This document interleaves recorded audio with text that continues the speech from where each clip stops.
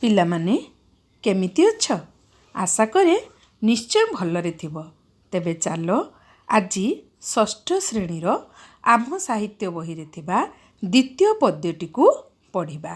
ଦ୍ୱିତୀୟ ପଦ୍ୟଟିର ନାମ ହେଉଛି ପ୍ରଭାତ ଅବକାଶ। ତେବେ ପିଲାମାନେ ଆମେ ଏହି ପଦ୍ୟଟିକୁ ପଢ଼ିବା ଆଗରୁ ସେଇ ପଦ୍ୟର କବିଙ୍କ ବିଷୟରେ କିଛି ଜାଣିବା। ତେବେ ଚାଲ ସେଇ କବି ପରିଚୟ ବିଷୟରେ ଆମେ କିଛି ଜାଣିବା। ଦେଖ ପିଲାମାନେ, ପ୍ରଭାତ ଅବକାଶ ପଦ୍ୟର କବି ହେଉଛନ୍ତି ବନମାଳୀ ଦାସ। ତାଙ୍କ ଜନ୍ମ ହେଉଛି 1734 ମସିହାରେ ଆଉ ମୃତ୍ୟୁ 1780 ମସିହାରେ। ପ୍ରାଚୀନ ଓଡ଼ିଆ ଗୀତିକବିମାନଙ୍କ ମଧ୍ୟରେ କବି ବନମାଳୀ ଦାସ ଅନ୍ୟତମ। ସେ ଜଣେ ଭକ୍ତ କବି ଓ କୃଷ୍ଣ ଭକ୍ତ।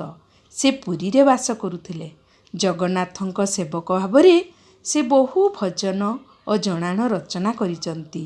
କୃଷ୍ଣଙ୍କୁ ନେଇ ମଧ୍ୟ ସେ ଅନେକ କବିତା ଲେଖିଛନ୍ତି। ତାଙ୍କ କବିତା ଗୁଡ଼ିକ ସରଳ ଓ ସଙ୍ଗୀତମୟ। ସମସ୍ତ କବିତାକୁ ବନମାଳୀ ପଦାବଳୀ ନାମରେ ଏକତ୍ର କରି ଛପାଯାଇଛି। ଏହି କବି ରାଜା ବୀରକେଶର ଦେବଙ୍କ ସମସାମୟିକ। ପ୍ରାଥମିକ ଅବସ୍ଥାରେ ସେ ବନମାଳୀ ପଟ୍ଟନାୟକ ଥିଲେ। ବୈଷ୍ଣବ ହେଲା ପରେ ସେ ବନମାଳୀ ଦାସ ନାମରେ ପରିଚିତ ହେଲେ। ଷଷ୍ଠ ଶ୍ରେଣୀ ସାହିତ୍ୟ ବହିରେ ତାଙ୍କ ରଚିତ ଗୀତି କବିତା ପ୍ରଭାତ ଅବକାଶ ସ୍ଥାନ ପାଇଛି।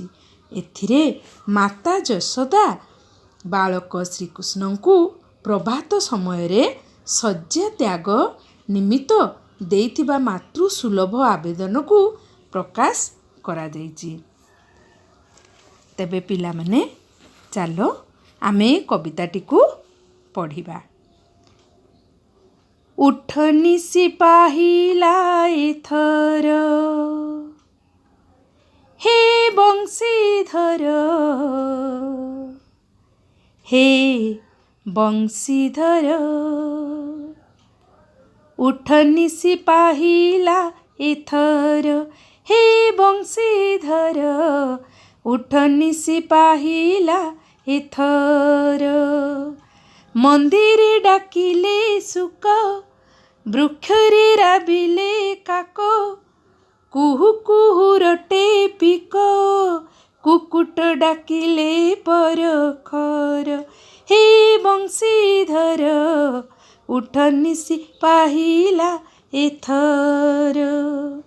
ଡାକେ ଯଶୋବନ୍ତୀ ଭାଳି, ଉଠ ମୋର ବନମାଳୀ, ଶ୍ରୀମୁଖ ଦେବୀ ପଖାଳି, ଝରିରେ ରଖିଛି ବାସନୀର।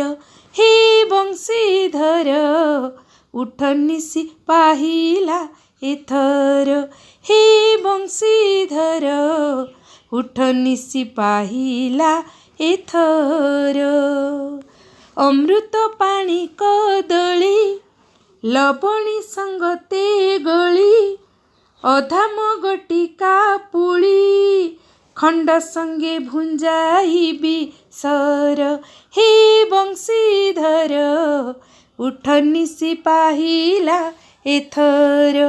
ହେ ବଂଶୀଧର, ଉଠ ନିଶି ପାହିଲା ଏଥର।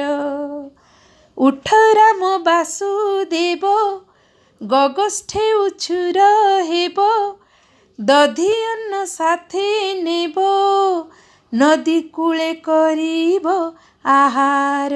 ହେ ବଂଶୀଧର, ଉଠ ନିଶି ପାହିଲା ଏଥର। ହେ ବଂଶୀଧର, ଉଠ ନିଶି ପାହିଲା ଏଥର। ବାଛୁରୀ ଚରାଇ ଯାଇ, କାଲି ପଥ ଶ୍ରମ ପାଇ, ଅଳସରେ ଅଛୁ ଶୋଇ, ଅଶକତ ହୁଏ କି ଶରୀର। ହେ ବଂଶୀଧର, ଉଠ ନିଶି ପାହିଲା ଏଥର।